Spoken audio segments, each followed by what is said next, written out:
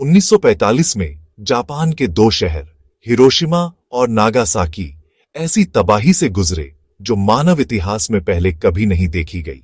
ये कहानी है कि न्यूक्लियर हथियार कैसे जन्मे और कैसे उन्होंने इंसानियत की दिशा बदल दी। 6 साल के वैश्विक युद्ध ने दुनिया को थका दिया था और फिर एक नया डर जन्मा, एक ऐसा हथियार जिसने सब कुछ बदल दिया। हिरोशिमा और नागासाकी, दो नाम जो हमेशा के लिए हमारी सामूहिक स्मृति में दर्ज हो गए। आइए समझते हैं विज्ञान, इतिहास और असर, बिना पक्षपात, सरल भाषा में। यह है न्यूक्लियर हथियारों की चौंकाने वाली कहानी। यह कहानी 1938 में शुरू होती है, जब जर्मन रसायन शास्त्री ओटो हान और फ्रिट्ज स्ट्रैसमैन ने एक अभूतपूर्व खोज की। उन्होंने पाया कि जब एक यूरेनियम परमाणु पर न्यूट्रॉन से बमबारी की जाती है तो वह लगभग 2 बराबर हिस्सों में टूट जाता है। इस प्रक्रिया को भौतिक शास्त्री लिस्से मीटनर और ऑटो फ्रिस्क ने न्यूक्लियर फिशन का नाम दिया। यह सिर्फ एक अकादमिक खोज नहीं थी, यह एक ऐसी शक्ति को उजागर करने का पहला कदम था जो दुनिया को हमेशा के लिए बदल सकती थी।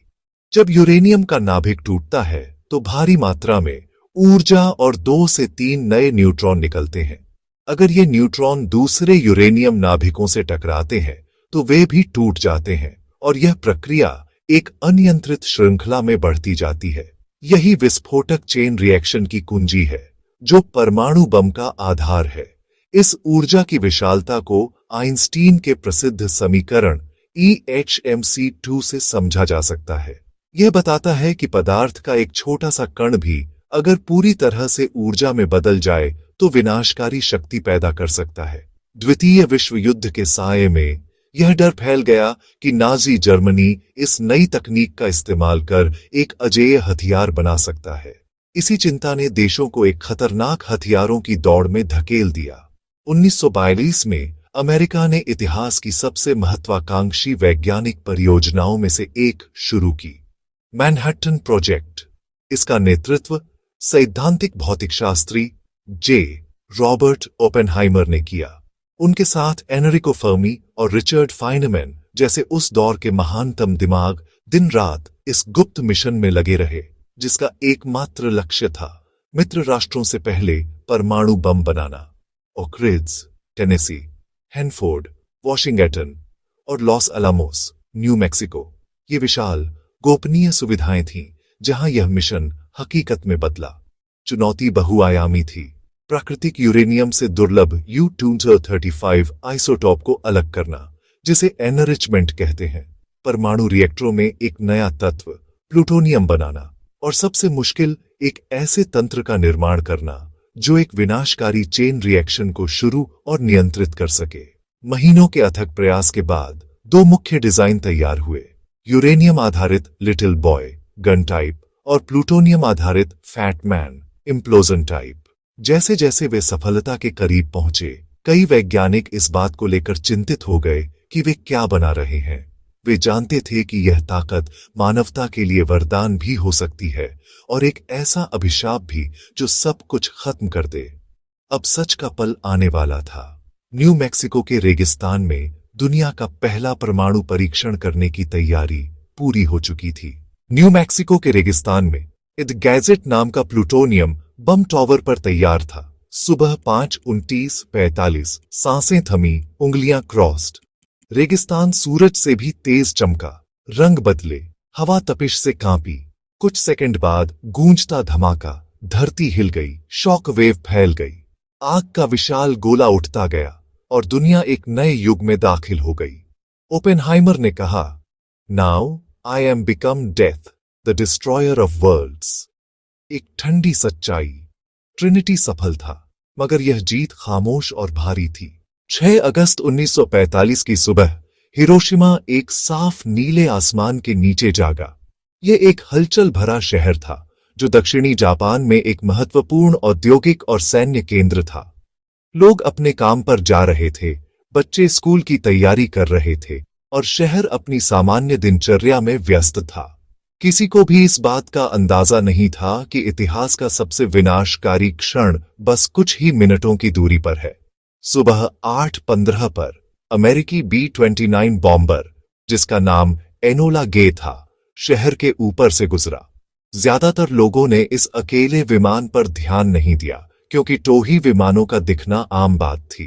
फिर विमान ने अपना घातक पेलोड गिराया, लिटिल बॉय, एक यूरेनियम 235 आधारित परमाणु बम। यह पहली बार था जब इस तरह के हथियार का इस्तेमाल युद्ध में किया जा रहा था। ठीक 43 सेकंड बाद, जब बम जमीन से लगभग 1900 फीट या 600 मीटर की ऊंचाई पर था, उसे विस्फोट के लिए डिजाइन किया गया था। इस ऊंचाई को इसलिए चुना गया ताकि जमीन पर गड्ढा बनाने के बजाय ब्लास्ट वेव और गर्मी का विनाशकारी प्रभाव ज्यादा से ज्यादा क्षेत्र में फैल सके।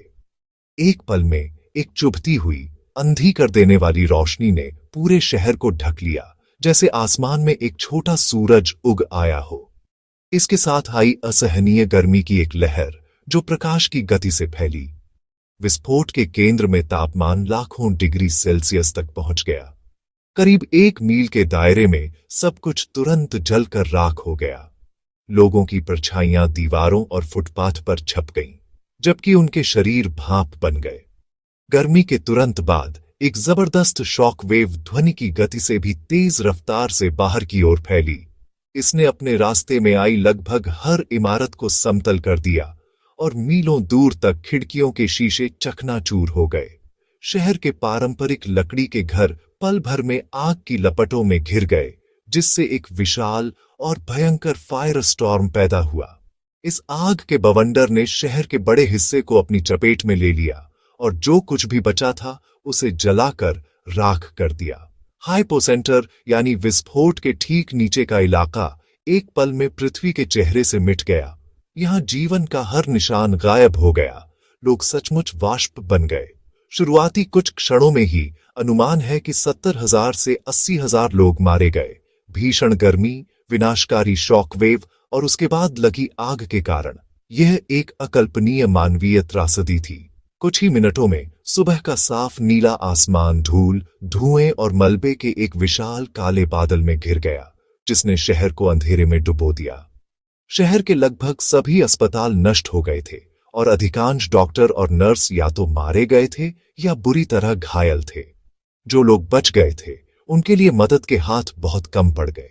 लेकिन बम की क्रूरता यहीं खत्म नहीं हुई। एक अदृश्य दुश्मन, घातक आयनाइजिंग रेडिएशन बचे हुए लोगों के शरीरों में फैल गया और चुपचाप उन्हें भीतर से तोड़ना शुरू कर दिया। आने वाले दिनों और हफ्तों में लोगों को रेडिएशन सिकनेस के भयानक लक्षणों का सामना करना पड़ा। बाल झड़ना, अंदरूनी खून बहना और गंभीर संक्रमण। उस समय इसका कोई प्रभावी इलाज नहीं था। लिटिल बॉय ने हिरोशिमा शहर को सिर्फ तबाह ही नहीं किया था, उसने जमीन, पानी और हवा को भी जहरीला कर दिया था, जिसका असर आने वाली पीढ़ियों पर पड़ना तय था। यह मानवता के इतिहास का एक काला अध्याय था। हिरोशिमा पर हमले के बाद भी जापान ने आत्मसमर्पण का कोई संकेत नहीं दिया।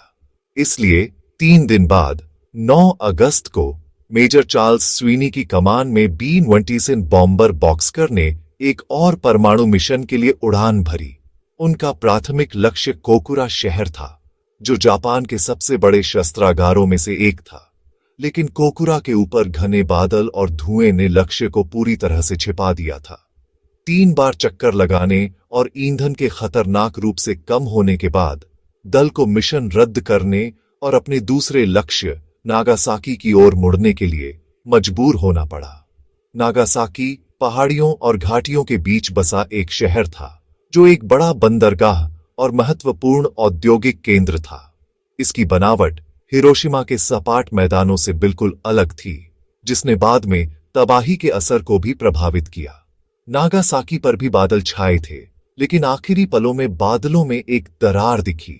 इसी मौके का फायदा उठाकर फैटमैन, एक ज्यादा शक्तिशाली प्लूटोनियम इम्प्लोजन डिवाइस, को शहर के औद्योगिक दिल उरकामी घाटी पर गिरा दिया गया। सुबह 11:02 बजे जमीन से लगभग 1650 फीट ऊपर यह बम फटा।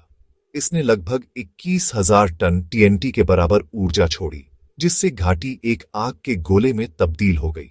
शहर का औद्योगिक क्षेत्र, जिसमें मित्सुबिशी स्टील और हथियार कारखाने शामिल थे, पूरी तरह से नष्ट हो गया।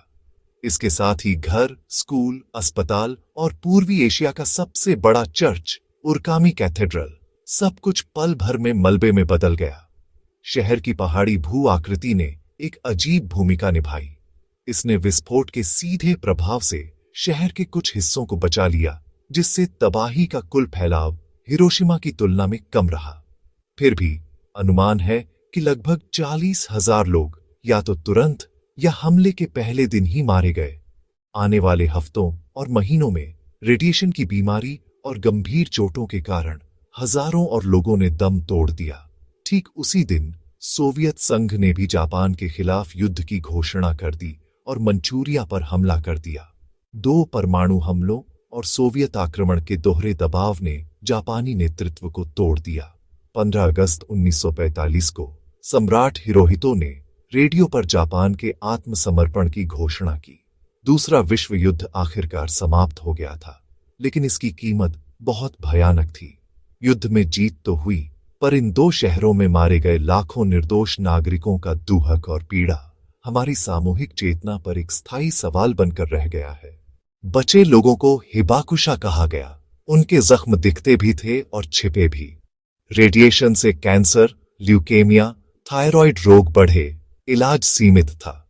शादी रोजगार में भेदभाव और बच्चों पर असर की चिंता, मनोवैज्ञानिक घाव गहरे थे। मिट्टी, नदियां दूषित, पेड़ पक्षी गायब, पूरा इकोसिस्टम टूट गया। फिर भी वसंत में नई कलियां फूटी, प्रकृति ने आशा जगाई। दशकों की मेहनत से शहर फिर बस गए। आधुनिक चेहरों के पीछे आग की याद अब भी जड़ें जमाए है। अमेरिका का एकाधिकार टूट गया। 1939 में सोवियत परीक्षण ने कोल्ड वॉर की शुरुआत पक्की कर दी।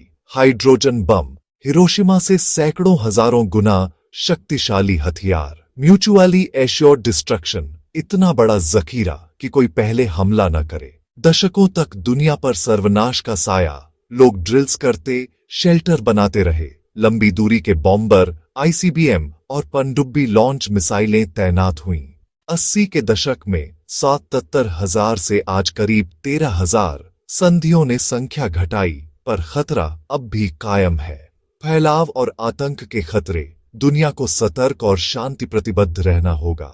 हिरोशिमा नागासाकी सिर्फ इतिहास नहीं, एक गहरा सबक है। एटम से चिकित्सा और स्वच्छ ऊर्जा, विज्ञान लाभ भी देता है, पर वैज्ञानिक प्रगति को मजबूत नैतिक दिशा चाहिए, वरना यही ज्ञान विनाश बन सकता है। बड़े युद्धों के युग में शांति वार्ता और सहयोग ही असली सुरक्षा है। हिबाकुशा की कहानियां सिखाती हैं, करुणा हमारी सबसे बड़ी ताकत है। भारत भी नो फर्स्ट यूज पर खड़ा है। शक्ति के साथ शांति का संकल्प। उद्देश्य स्पष्ट है, युद्ध नहीं, शांति। यही हमारा साझा वचन है। हिरोशिमा और नागासाकी को याद रखें, हथियार नहीं, उन जिंदगियों के लिए जो हमें शांति सिखाती हैं। कभी नहीं, यह अतीत नहीं, भविष्य के लिए हमारा सबसे पवित्र वादा है। देखने के लिए धन्यवाद। ऐसी और शैक्षिक कहानियों के लिए सब्सक्राइब करें और शांति का संदेश आगे बढ़ाएं।